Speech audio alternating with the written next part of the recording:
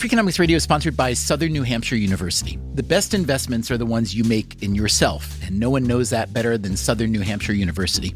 With more than 200 online degree programs, no set class times, and low online tuition, Southern New Hampshire University is built to fit your life today and set you up for success tomorrow. Education is an investment. Why not make it a smart one? Apply for free at snhu.edu/Freakonomics. Freakonomics Radio is sponsored by Hotels.com. Hotels.com gives you access to hundreds of thousands of hotels worldwide. And when you join for free, you can save up to 20% instantly with member prices. Plus, every stay earns rewards. So when you book one trip, you're already lowering the cost of the next one. Hotels.com is simple, rewarding, and designed to help you get more out of every stay. Sign up for free and book today. Hotels.com. It's all in the name.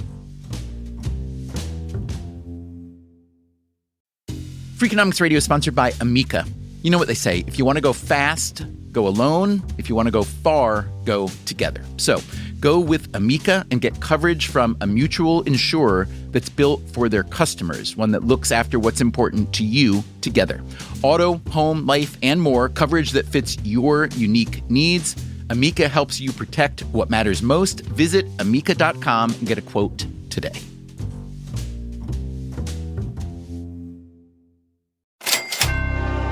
From APM, American Public Media, and WNYC, this is Freakonomics Radio on Marketplace. Here's the host of Marketplace, Kai Ryssdal. And so it's done.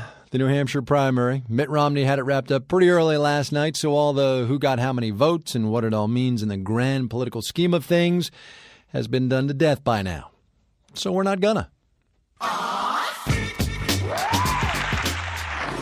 We're going to do the story our way, campaign finance a la Freakonomics, our once every couple of weeks chat with Stephen Dubner, the co-author of the books and the blog of the same name. It's all about the hidden side of everything. Hey, Dubner, welcome back. Hey, Kai, thanks for having me. So we're all wildly surprised that Mitt Romney won big last night, aren't we? Yes, wildly surprised. And it's just as obvious why Romney's been winning, right? At least if we listen to his rivals. Here's Newt Gingrich, who came in a distant fourth place last night. All right. Now we got to go back and figure out how you run in an environment where you clearly have two guys who are going to say things that aren't honest and who are going to spend millions of dollars doing so.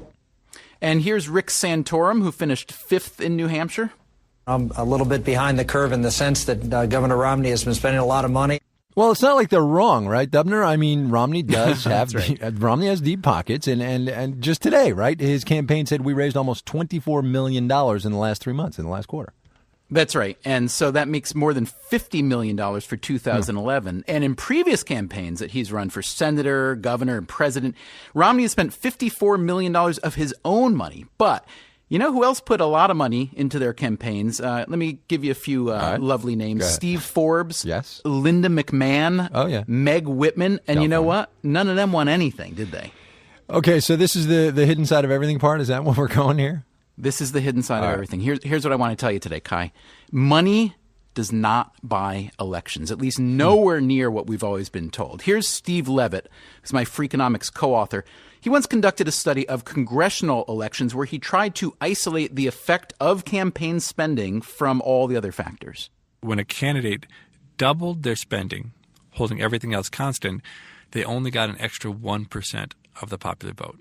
Same, if you cut your spending in half, you only lose 1% of the popular vote. So we're talking about really, really large swings in campaign spending with almost trivial changes in the vote. All right, here's the thing. Steve Levitt, very nice guy, knowledgeable economist. Sadly, though, I don't believe him. Because if you look, it's always the guy with the most money who wins. You were right. It is almost always the guy with the most money who wins. That is what we know as correlation without cause. So let me explain. Okay. When it's raining out, everybody's got an umbrella. And we know that. Those things are correlated. But you know what? The umbrellas don't cause the rain. We know that, too. Here's the thing.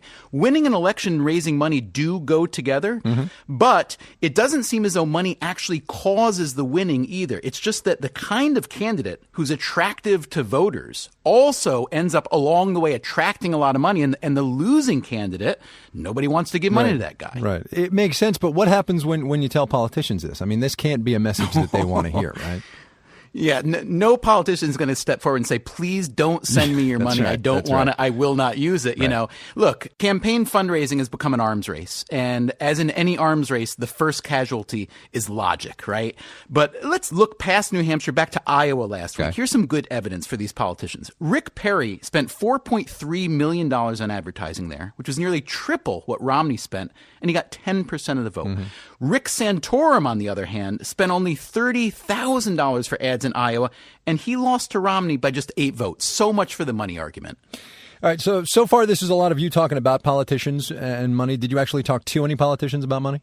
Well, you think they're going to come out and say, no, I don't need the money. Well, no. All right. You know, fair point. I did find one former politician. At least he says he's former. You remember Rudy Giuliani, I gather, yeah? I do. Twice the mayor of New York City, and for like 5 minutes in 2008, the front runner.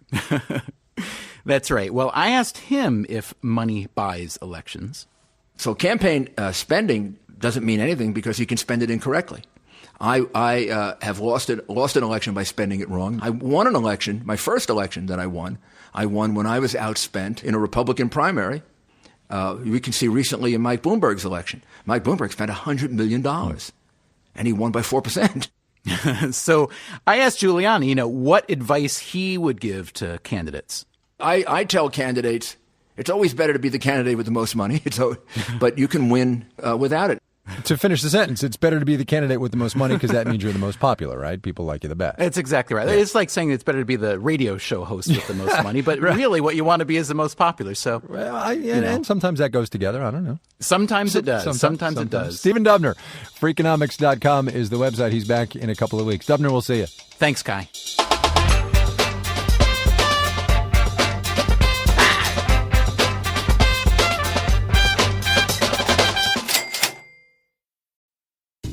Freakonomics Radio is sponsored by Ozempic.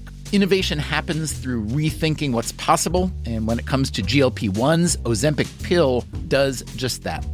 Learn more about Ozempic semaglutide tablets, 4 and 9 milligrams, by calling 1-833-OZEMPIC or visit Ozempic.com to view the medication guide and ask your doctor what's possible with FDA-approved Ozempic pill.